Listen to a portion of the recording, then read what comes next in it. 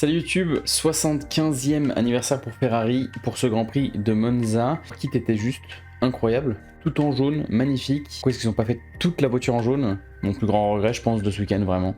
Je te laisse mettre une note sur 10 pour ce kit dans les commentaires. Puis sinon on en parle tout de suite.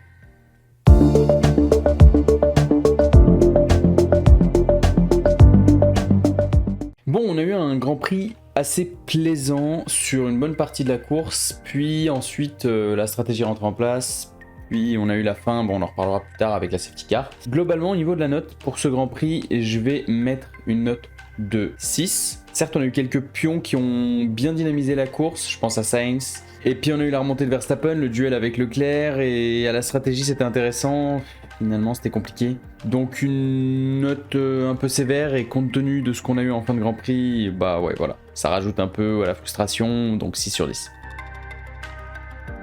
Donc revenons un peu ce week-end depuis le début avec les qualifs et tout d'abord l'absence d'Alex Albon pour ce Grand Prix. Il a participé aux essais 1 et 2 et puis au samedi en fait il avait une appendicite, beaucoup trop de douleur au niveau de l'intestin et une opération du coup nécessaire, donc il est remplacé par Nyck De Vries qui avait en plus fait les essais 1 mais chez Aston Martin, le pilote de réserve de chez Mercedes. Mais en tout cas c'est un Nyck De Vries du coup qui remplace Alex Albon. Il va très bien faire d'ailleurs puisqu'il est aux portes de la Q3 alors que Latifi se fait sortir en Q1.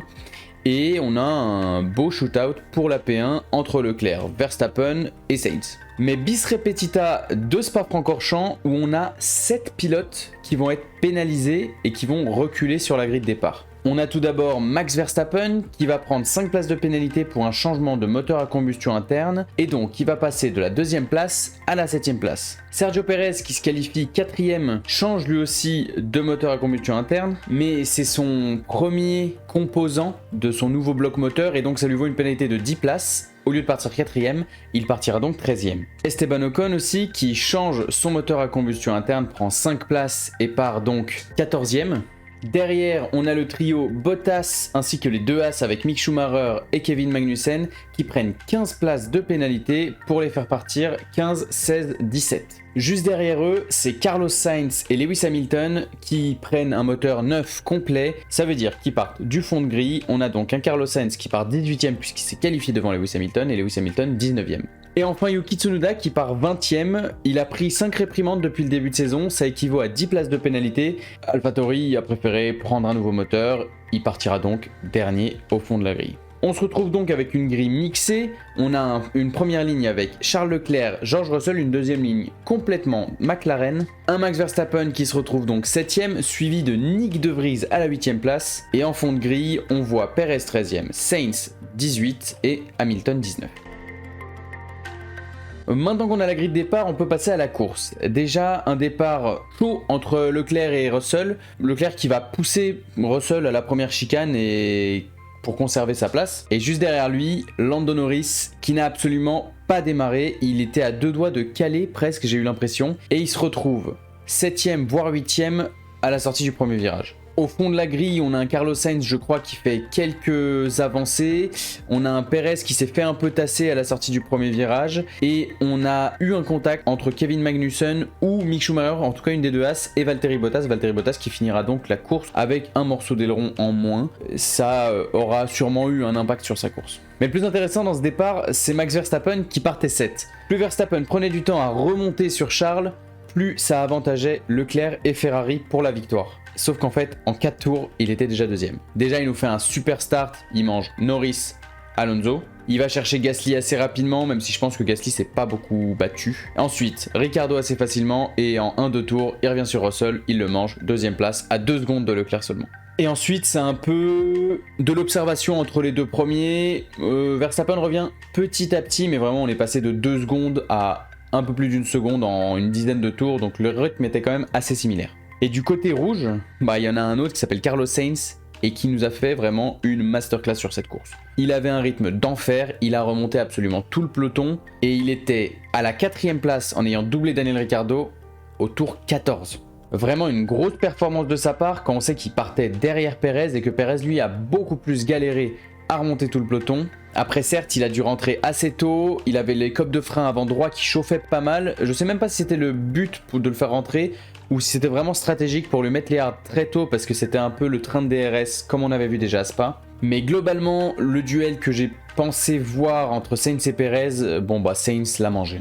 Ensuite, jusqu'au tour 12, on a globalement une course assez statique. On a un train de DRS derrière Daniel Ricciardo. On a Ricciardo, Gasly, Norris, Alonso, Zhou. On a aussi Nyck De Vries qui est d'ailleurs même devant Guan Yu Zhou. Donc ça se suit, ça se double pas. La top speed de la McLaren avait l'air d'être assez solide. Et derrière, on a un Sébastien Vettel qui a son moteur qui a cassé et une virtual safety car pour le sortir de la piste.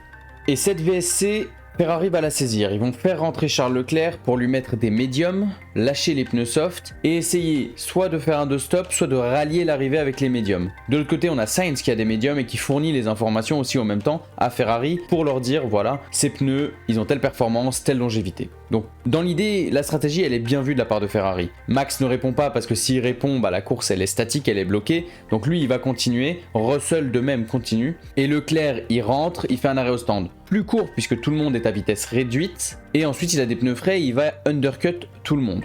Mais malheureusement pour Ferrari, encore une fois, mais là je peux difficilement leur en vouloir, bah c'était pas la bonne stratégie. Il fallait le tenter pour eux, mais la stratégie était pas là. Et la Ferrari, à cause de cet arrêt, s'est basculée vers un 2-stop. Et le 2-stop, il était pas plus rapide que le 1-stop. Et vraiment, une fois que Leclerc a mis les softs à la fin pour aller rechercher Max Verstappen, il y avait 20 secondes d'écart. Bah, il y en avait 18, 15 tours après.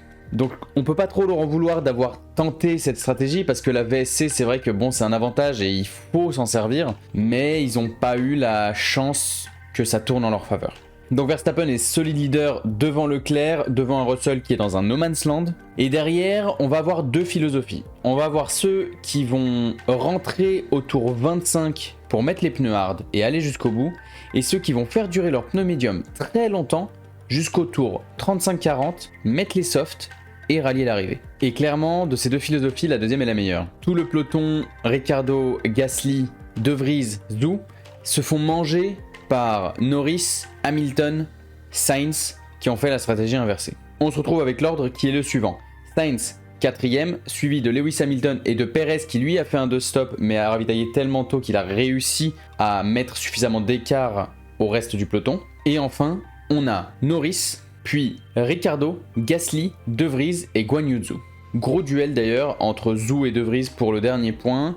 Et aussi un gros coup d'eau à Lewis Hamilton pour son dépassement au virage 1-2 sur Norris et sur Gasly. Il va venir croiser au virage 2 et venir avec une bien meilleure traction faire l'extérieur sur Curva Grande. Vraiment un super dépassement. Et enfin, le petit drama du jour, même gros drama du jour quand même, tête safety car provoqué par Daniel Ricciardo au tour 47.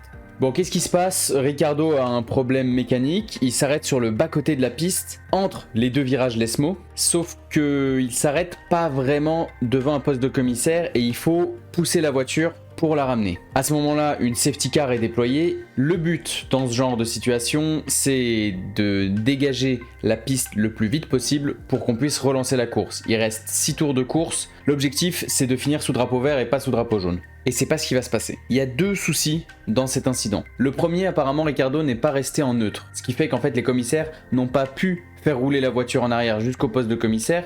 Et ils ont dû donc amener le camion pour prendre la voiture et le ramener en dehors du circuit. Sauf que entre le moment où ils emmènent les commissaires, ils essayent de faire reculer la voiture, ils se rendent compte que c'est pas bon, ils disent au camion qu'il peut y aller, on perd du temps, on perd des tours, on perd 2 tours au moins facilement, le temps que le camion vienne, le ramène, on perd 2 tours et la course est finie. Donc ça c'est pas de la faute de la FIA n'y peut rien pour ça. Bon, ils font de leur mieux, ils essaient de faire le plus vite possible. Au final, il y a eu un problème avec la voiture qui n'était pas en neutre. C'est dommage, c'est chiant, c'est sûr. Mais là où je trouve qu'il y a eu un souci, c'est que j'ai pas compris comment la safety car a été gérée au niveau des pilotes sur la piste. Je m'explique. En fait, d'habitude, quand une safety car est déployée, elle sort des stands. Et ensuite, la première voiture qui s'arrête derrière la safety car, c'est le leader. Donc, en l'occurrence, Max Verstappen. Mais c'est pas ce qui s'est passé. On a eu un George Russell et donc tous ceux qui sont derrière qui sont restés bloqués derrière la safety car et qui n'ont pas pu la dépasser pour qu'elle attende le leader. Et je comprends pas pourquoi ça a été fait comme ça. Je trouve ça anormal, c'est pas la procédure habituelle. Et ça a retardé encore plus le processus de libération des voitures. Puisqu'une fois que le circuit est clear, une fois que la voiture de Daniel Ricciardo a été évacuée, il faut que les pilotes se remettent mettent dans l'ordre de la course. Sauf que donc, une fois que c'est le cas, c'est pas juste les retardataires qui doublent ceux qui sont dans le tour du leader pour pouvoir réouvrir la voie, c'est tous ceux qui sont bloqués derrière la safety car mais qui ne sont pas derrière le leader, qui doublent la safety car pour se remettre dans la queue, puis on va laisser passer les retardataires et en fait on perd un temps monumental. Aussi, ce qui se rajoute, c'est que vu qu'il y a des pilotes derrière la safety car elle roule plus vite. Donc elle va pas attendre Verstappen. Ce qui fait que Verstappen, quand il rentre au stand, pareil pour Leclerc, ils vont mettre 2 tours pour rattraper la safety car. C'est beaucoup trop. Et c'est vraiment ça qui m'a dérangé dans la gestion de la safety car. À la limite, on n'a pas réussi à évacuer la voiture de Daniel Ricciardo. L'incident n'était pas suffisamment gros pour un red flag. Bon, on finit sous safety car, c'est comme ça. Mais une safety car de 6 tours pour quelque chose de si petit et une gestion aussi incohérente du peloton, j'ai du mal. Globalement, cette safety car, je la trouve dommageable, elle ruine la fin de course parce que c'est vrai que j'aurais adoré avoir un restart avec tout le monde avec des pneus neufs et une super sprint. Si pour des raisons de sécurité c'est pas possible, moi ça me pose pas de soucis. Mais là j'ai trouvé qu'il y avait d'autres raisons qui sont anormales. Donc le classement final est le suivant, on a Max Verstappen premier, suivi de Leclerc et Russell, Sainz qui est 4ème, Hamilton 5ème, Perez 6, et derrière Norris, Gasly, De Vries, grosse course de sa part, et Guan Yu Zhou aussi à la 10ème place, grosse course de sa part. Pour Charles Leclerc, c'est la première fois qu'il nous fait un podium consécutif depuis les 3 premiers Grands Prix de cette saison. C'est pour dire l'irrégularité qu'on a vue du côté de chez Ferrari cette saison. Du côté de De Vries, c'est tout simplement des points à sa première course. Franchement, il a été brillant. Il a surclassé Latifi. Donnez-lui un baquet pour l'année prochaine, je vous en supplie. Au niveau du classement pilote, on a toujours un Max Verstappen qui s'envole, suivi de Leclerc, Perez, Russell, Sainz, Hamilton. Norris est à la 7ème place, suivi des 2 Alpines et de Valtteri Bottas. Donc globalement une course assez sympa, on nous a ruiné la fin, j'ai trouvé, c'est dommage. Peut-être même pas, hein. Ça se trouve on n'aurait même pas pu voir la fin, mais c'est l'impression que ça donne du coup. Des beaux dépassements, des beaux trains de DRS, des moments de stratégie qui ont été remis en cause à cause des VSC, des safety cars, enfin, c'était intéressant et en même temps, on n'a pas eu du grand spectacle non plus. Après, c'est le souci de Monza. On est sur un circuit qui a tellement besoin de peu de downforce qu'en fait les équipes roule avec quelque chose qui est très rapide de base et en fait on se retrouve avec un DRS qui est très peu puissant. Mais trêve de bavardage, passons au top flop. Premier top, il est hyper évident, vous l'avez élu pilote du jour, c'est Nyck De Vries qui nous a fait une course splendide, une qualif splendide alors qu'il a appris le matin même qu'il allait piloter pour Williams. Un surclassage d'un Nicolas Latifi qui n'en finit plus de se faire surclasser et un week-end très très solide pour lui. Deuxième top, il va pour Carlos Sainz qui nous a enflammé cette course, qui était en feu, qui a détruit tout le monde qui était sur son passage. Il n'a pas été capable d'aller chercher Russell, mais d'où il partait, vu le retard qu'il avait, franchement, sa course, elle est juste brillante. Et enfin, le troisième top, j'ai envie de le donner à Russell. J'hésitais parmi le top 6, un peu, même le top 10, pour voir à qui donner. Et je trouve que sa course, il a été dans un no man's land, hein. Elle n'est pas folle sa course, mais franchement, il est là où il doit être, il est toujours régulier, il est toujours bon. Au classement, il est devant Sainz et Hamilton, il est qu'à 7 points de Perez, donc franchement, Russell, très très solide. Les flops, le premier, il va aller pour la FIA. Pour ce que j'ai dit par rapport à la safety car, certes, ça se trouve, on n'aurait jamais pu relancer cette course, mais j'estime qu'il y a une part de responsabilité de leur côté et c'est dommageable. Le flop suivant, il va pour Aston Martin qui fait un 0 pointé. Aucun de leurs pilotes ne finit la course. Un week-end très compliqué. Après, Aston, on le savait. C'est une voiture qui est forte dans les circuits qui ont peu de top speed, beaucoup d'aéro. Et là, ça s'est ressenti. Et enfin, Alpine, mon troisième flop, parce que je pensais que c'était une course qui allait bien se passer pour eux, ils ont la top speed d'habitude, et finalement, on a un Ocon qui n'a jamais été dans le top 10, et un Alonso qui a dû abandonner pour cause de fiabilité. C'est pas la première fois en plus pour lui, il a vraiment pas beaucoup de chance cette saison. Donc voilà, ils remplissent parfaitement la description de flop. N'hésite pas à me dire tes tops et tes flops dans les commentaires si tu as des avis différents. On passe tout de suite aux prédictions de ce Grand Prix de Monza. J'avais donné en prédiction une victoire de Charles Leclerc. C'est un non. C'est un non. C'est un échec complet de ma part. Bon, pour un échec complet, en vrai, il était pas si loin. Il avait fait la pole. Mais c'est non. Deuxième prédiction. Alors celle-là, je suis vraiment bouillant. Albon en Q3. Et bah... je peux vous annoncer que c'est faux, hein, du coup. Il a même pas pris part au qualif ni à la course. À moins que Q3 soit un service dans l'hôpital dans lequel il a eu son opération. Je pense que j'ai faux. Du côté de vos prédits à vous, on a Nico qui nous a retenté le Verstappen pas sur le podium. Et c'est toujours pas bon. Il est assez fort ce monsieur Maximilien Verstappen hein, quand même. Ouais. La deuxième prédit, elle était pour Pandos qui nous a dit un nouvelle disaster class de la part de Ferrari à la stratégie. J'ai envie de lui donner raison parce que c'est quand même à cause de la stratégie que Leclerc se retrouve derrière Max parce qu'ils ont fait un deux-stop qui n'a absolument pas marché. La safety car aurait pu les sauver et non. Donc je vais donner raison Pandos, bien joué. Les prédits pour le Grand Prix de Singapour qui aura lieu dans 3 semaines. Les deux Aston Martin dans le top 10, je pense que c'est un circuit qui les conviendra et je pense qu'ils vont faire une bonne performance. Et à l'inverse, vu que c'est un circuit de ville, je pense que les Mercedes vont galérer pas mal. Donc je les vois galérer. Je saurais pas dire où, quand, comment. On verra comment on se débrouille, mais je les sens galérer. T'es prédit dans les commentaires maintenant tout de suite. C'est parti. Donc voilà cette review pour le Grand Prix de Monza 2022. Grosse déception pour le final. C'est comme ça pour Ferrari, c'est dommage. Les booings pour Verstappen, mais je ne comprends absolument pas. Il faut arrêter hein, les gars, ce genre de truc vraiment. C'est une attitude que je déteste en F1. Et en plus, c'est pas mérité pour lui, parce que si c'est en plus par rapport à la safety car, mais alors il y est vraiment pour rien, et il faut que ça s'arrête ça. Les fumigènes aussi, il faut que ça s'arrête. Verstappen a pensé que c'était un red flag pendant les qualifs. Les fumigènes orange, c'est presque dangereux à chaque fois, tellement il y en a. Je commence à de moins en moins aimer.